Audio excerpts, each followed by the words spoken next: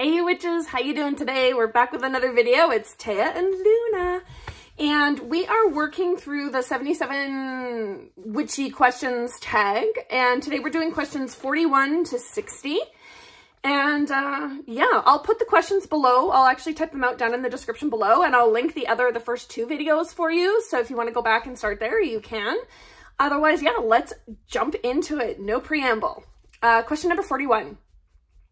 How do you handle rejection from a fellow witch that refuses to do a reading or a spell for you? I've never had that happen. I mean, yeah, I don't, if they don't want to do a reading for me, that's totally their prerogative. That's fine with me. Yeah, I don't know. I've just never really had that happen. 42. Do you think it's necessary to cast a circle when you do spell work or any magical working? No, I don't. I don't cast circles. Circles are meant to be like protective. I don't work that way. Sometimes I might, if it involves a lot of spirit work, I might lay a compass, which creates like a crossroads and a liminal access to the other world. But I don't cast circles. No. 43. If Steven Spielberg called and wanted to make a movie of your life, who would you want to play you? Winona Ryder. 110%. I love Winona Ryder. I think we have similar coloring. I think it might work. 44. What is some advice that was given to you that you pass along because it made an impact on your path? I would say two things. First one is, if it works, it works. Lots of people say it. I heard it first from Laura Tempest Zakroff. But just that, if it works for you, it might not work for another single person, but if it works for you, it works. And another lovely mentor of mine who often says, you know what, I'm not the witch police. And I think that's a really good take. You're not the witch police. I'm not the witch police. We're not out here trying to tell each other what, how to have a practice. I can share how I do things and we might not agree, and that's okay, right? It's just, I'm not the witch police and neither are you. So, question number 45. What is some advice you would give someone who has not found their deity? Dude, cool. I don't think deity work is necessary. I know there's a really big, especially on the social media these days, like the TikTok, the Instagram, it's like working with my deity. I found my matron and my patron, and I just, yeah, that's not necessary. Maybe more like in Wicca, right? You do definitely work with a god and a goddess in that system. General witchcraft and traditional witchcraft specific, you do not need to work with the deity. It doesn't have to be religious. There doesn't have to be a component of that. If somebody is wanting to have that component to their practice, I would suggest maybe looking into just working with the witch mother and the witch father in general. They don't have to have an actual, think of them like a placeholder, right? The ultimate mother, the ultimate father, and working with them. And maybe one day you'll find something, a specific deity that might fit that role for you, but you don't have to have a named deity to that role. You can just work generically with the witch mother and the witch father, like some people work with the devil, right? Just, this is like a placeholder. Number 46, where do you buy your herbs? Mostly I forage my herbs locally. And when I'm doing spells, I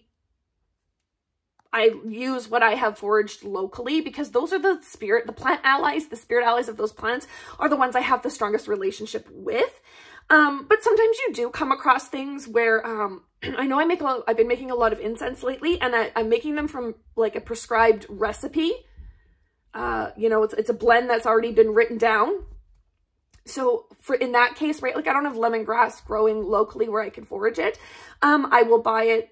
Typically I buy it online, right, where I can go online and have it shipped to me. And it's like, say, $15 for a bag like this of lemongrass versus going to a local metaphysical store where I can buy a bag that's maybe 2-3 tablespoons, maybe a quarter of a cup for like $8.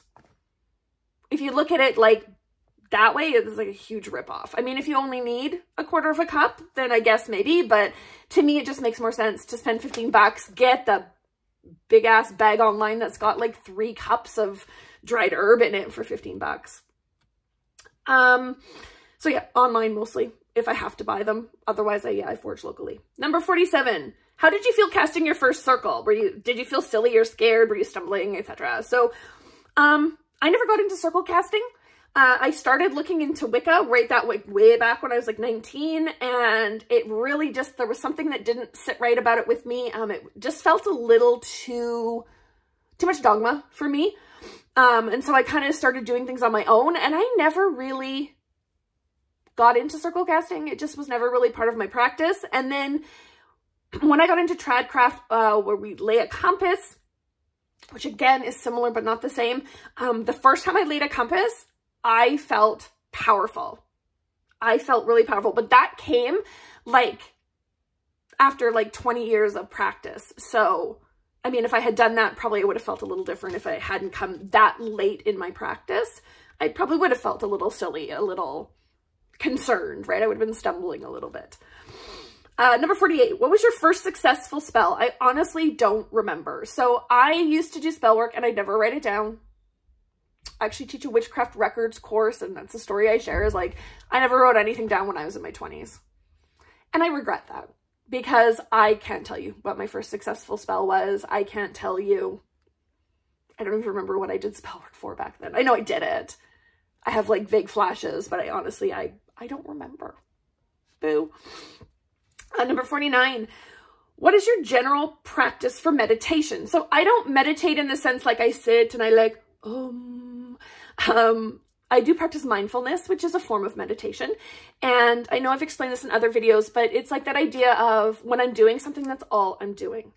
So when I am doing the dishes, it's always my go-to example. When I'm doing the dishes, it's like I'm feeling the bubbles pop on my skin. I'm smelling the soap. I'm feeling the warm water. I'm feeling the slipperiness of the dishes. I'm feeling those grungy bits of food in the water. I'm literally immersing myself, all my senses, into what I'm doing right now. And what it does is it grounds you in your body and it calms your racing thoughts.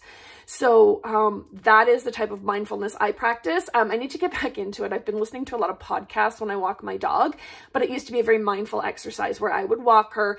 And the whole point of walking the dog was to listen to, like this time of year, the snow crunching underneath my feet, the birds singing in the tree, the wind whistling, even the cars driving by, and you can hear the cars from the freeway in the like far, far distance. Just listening to those sounds and the feel of the cold, etc., and really grounding yourself, like with your senses in that moment and not thinking about anything else. When I'm walking the dog, all I am doing is walking the dog. When I am doing the dishes, all I am doing is washing the dishes. And it's actually a very difficult thing to get into.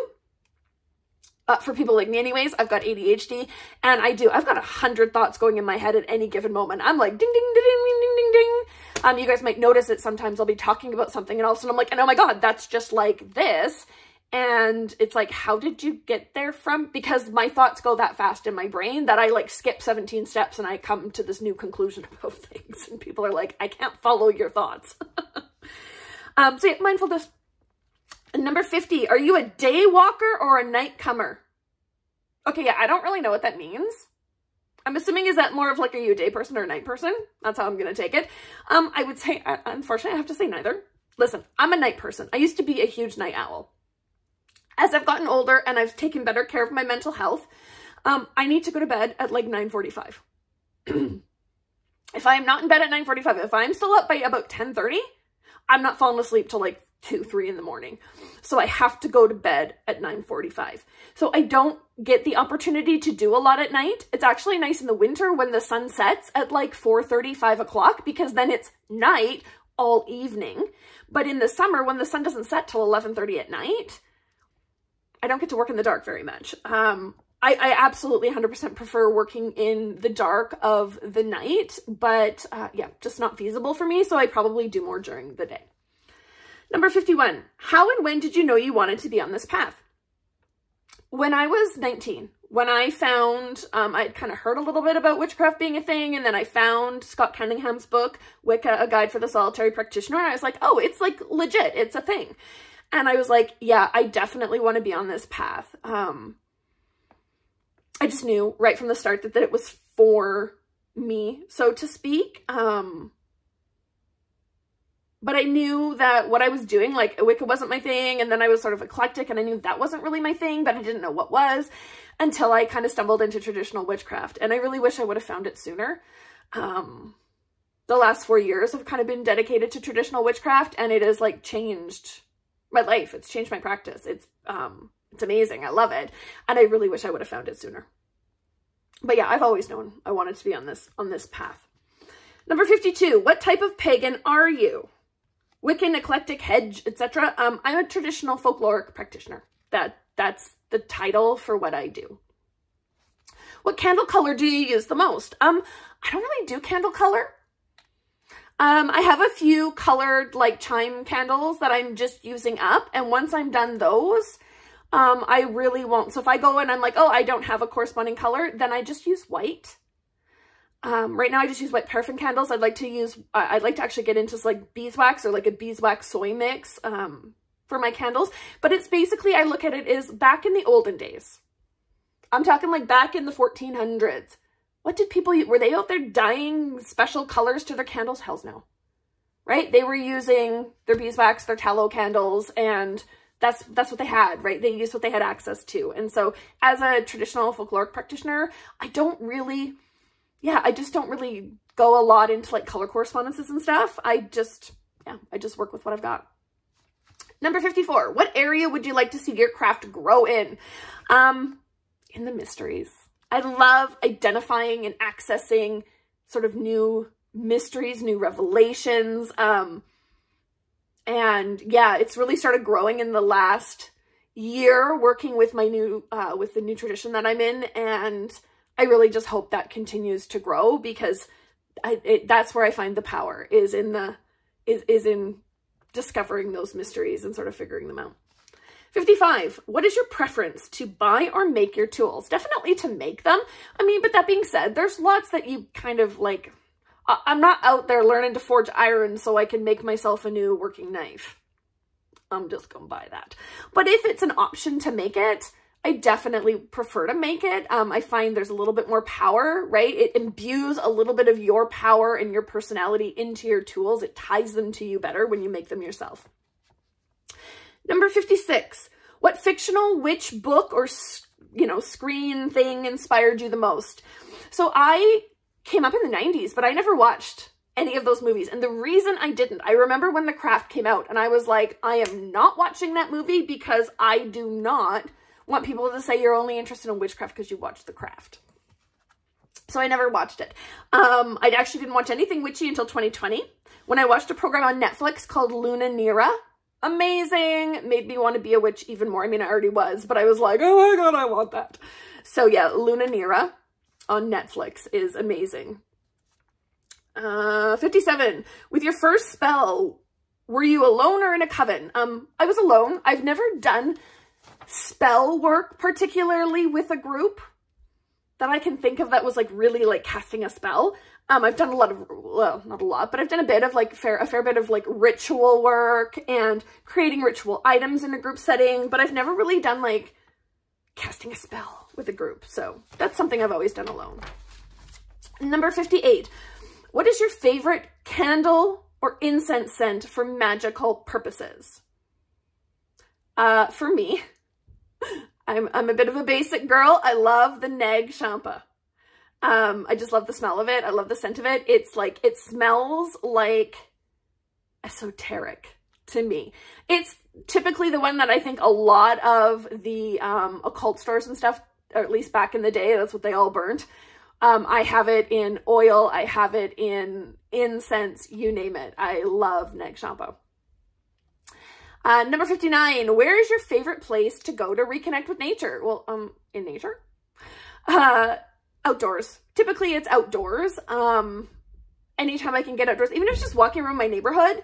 I love to go camping. I love to go out to the dog park and, it's a little more foresty. It's on the edge of the river here in our city. So it's a big, huge park and, love going there. And sometimes if I really feel like I need to connect with nature, I'll connect with myself because I think a lot of times we forget that we as human beings are part of nature. and I can lay on my bed and like put my hand on my chest and listen and feel my heartbeat. And that's reconnecting with nature too, right? And I know for a lot of us, I'm sure, it makes me feel very vulnerable when I realize that, like, I am sort of the sum of a bunch of just organic bits that are working together. And what if my heart stops beating, right? What if my diaphragm collapses and I can't breathe? Like, you know what I mean? I am frail, really. And I think we like to think of ourselves as invincible and above nature, and we're not. We're part of nature too. So I always like to remember that. And then the last question, number 60. Do you believe in fantasy creatures? Unicorns, gnomes, elves, fairies, etc. Yeah, I do. Now, do I think there's unicorns out there roaming the earth right now? No. I think they are probably an otherworldly creature. Could they maybe manifest on this plane? Yeah. Right? Especially in a liminal space. Often people will see them on the forest edge. I think that makes sense. And I mean, yeah, for sure. Like the Fae, right? If I believe in the Fae. I believe in, you know, yeah, gnomes, elves, fairies. Yeah. Yeah, I think those are quite possibly creatures that may have once roamed the earth. They are definitely otherworldly creatures that may not live on this plane of existence, but we can work with them and access them through the other world. Yeah, for sure. Dragons. Oh my God. Yes. Dragons. Right. If you think about like dragons and how all these cultures all across earth all have the same sort of these dragon beings in them. Right. There's gotta be something to that. So yeah, so that's our video for today. That was the end of 60 questions. Oh, good. We're only at like 16 minutes. Usually I hit about 20 with these. So, yeah, I'd love to hear what you think. Right? Do the tag. Let us know. I mean, it's 77 questions. To me, that's like 4 videos worth of content. You could probably squeeze it into 2 longer videos. But I'd love if other people did this. Yeah, they're interesting questions and it's a good conversation. So yeah, that's our video for today. We'll, catch you in the next one.